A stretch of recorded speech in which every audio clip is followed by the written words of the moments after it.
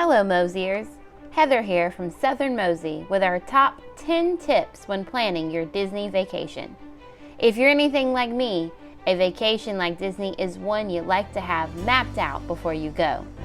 And if you're watching this video, I assume you are exactly that kind of person. Or you're someone like my husband Kenny who has to travel with someone like me, so you're along for the ride. But have no fear, no matter which one you are, this video should give you some tips when planning that perfect Disney vacay, if there is such a thing. This is our list of tips that we utilize while in the parks that really help to make our Disney vacation more enjoyable. Or it's a tip after going, I wish I had known. Let's get started. Tip number 1, plan in advance. Okay, so you have already started this tip clearly since you are watching a research video on Disney. But it is so huge, it's worth a mention. Let's face it, Disney is a lot. A lot of money, a lot to do, a lot to see, a lot to ride, a lot of walking, and the best Disney vacation doesn't just happen. Disney allows you to book your vacation over a year in advance. They also allow you to make payments on your trip. So if you're like most of us and aren't really rolling in the dough, a Disney vacation is something everyday Joes like myself can plan to afford. Disney is made up of 4 parks, plus 2 water parks, plus more than 25 resorts to stay. If your plan is to just show up and hope for the best, I'm sure you will have a good time. I mean, it's Disney. But there is a high chance you are going to miss out on attractions you would have really enjoyed. Take a look at the resorts to pick the one that best fits your family. Look at the attractions and shows offered in each park so you can make sure you save time to do the ones you know you will really love. The My Disney Experience app can be used to see these lists. There is no point in paying all that money and not getting the most out of your vacation. Tip number 2, make dining reservations. Remember the Disney is a lot conversation we just had? You guessed it, Disney has a lot of dining options. There are so many restaurants to choose from, it's worth your time to give them a quick look through and pick something your family will enjoy.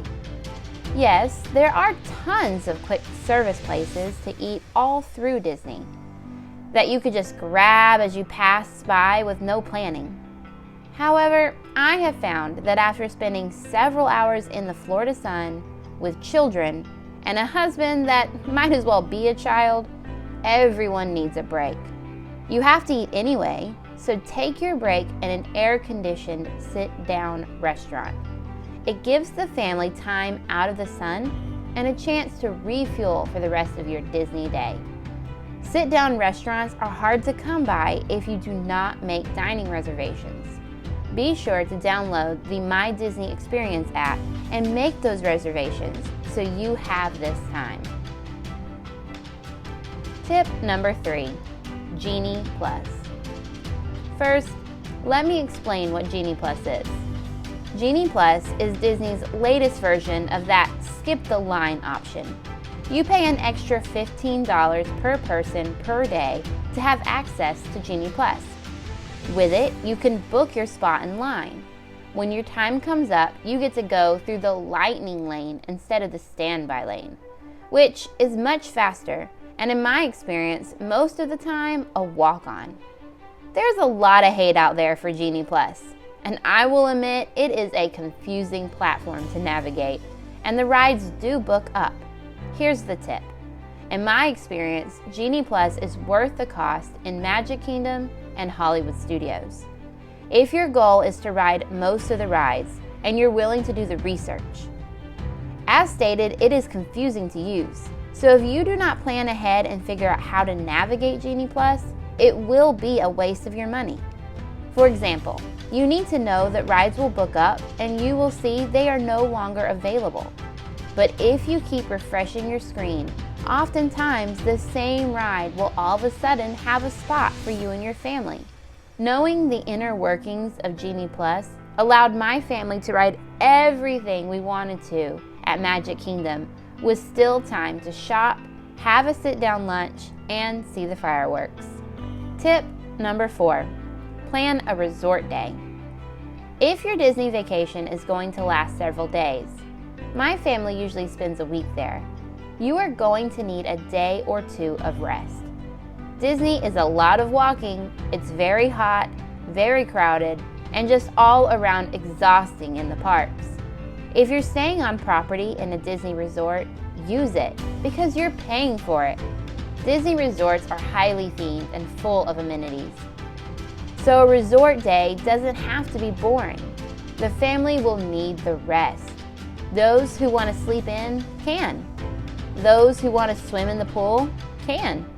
Those who want to just lay in a lounger all day with no cares in the world can. Sprinkling a rest day in between your Disney park days will help the whole family get through the week. I suggest 2 park days and then a day of rest. Tip number 5, rope drop. Now, this tip is really just for the crazy diehards like myself. Kenny and many others I know would not agree with this tip. But if your goal is to ride everything, you must spend all day in the park. And know that at Magic Kingdom, this still won't be enough, more than likely, to ride everything.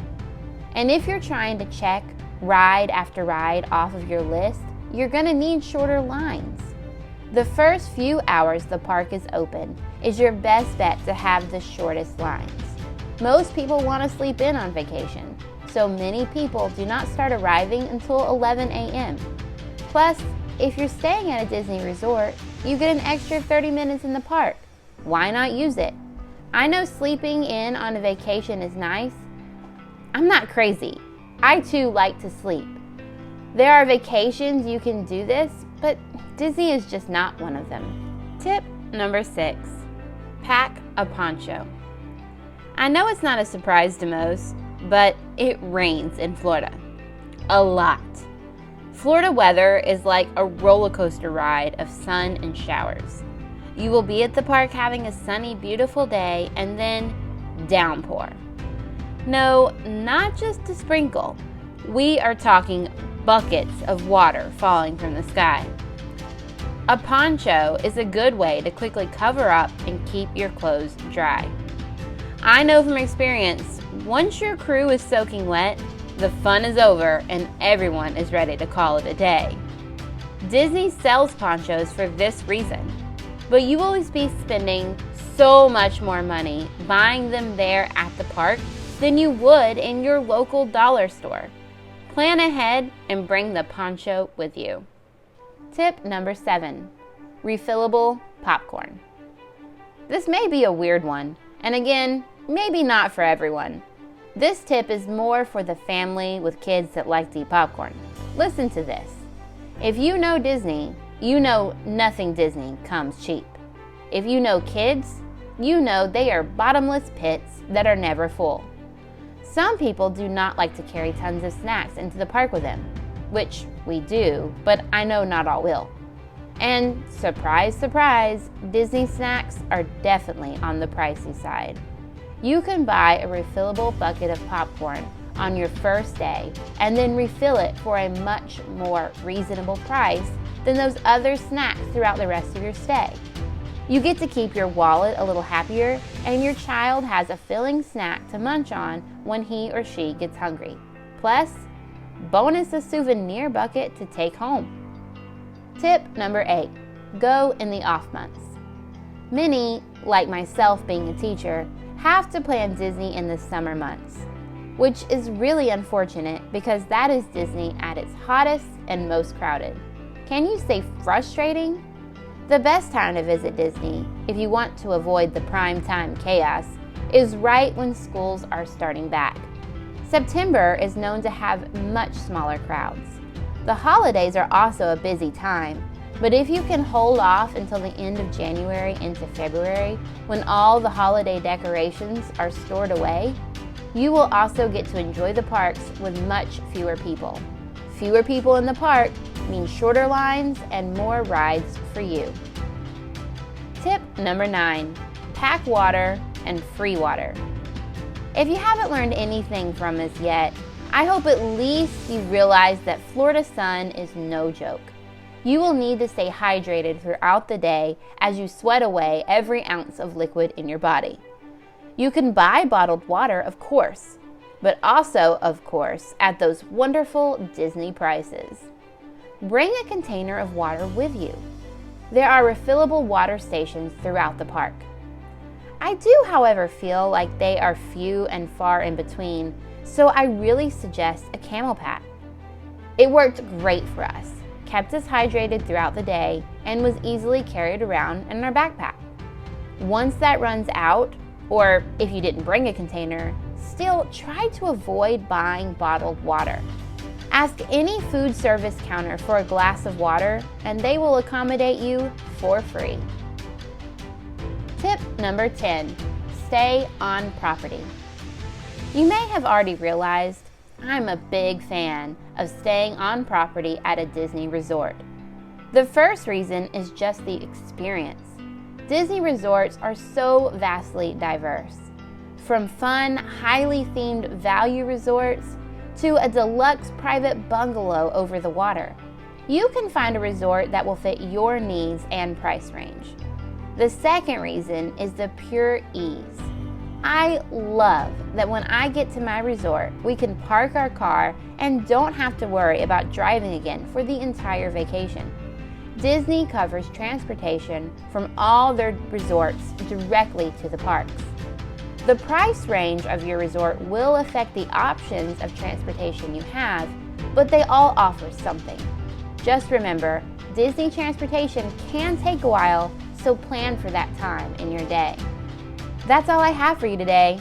I hope you find this video helpful when planning your Disney World vacation. If you like this video, please give it a thumbs up and make sure to hit that subscribe button. Have fun at Disney, and as always, Mosey on.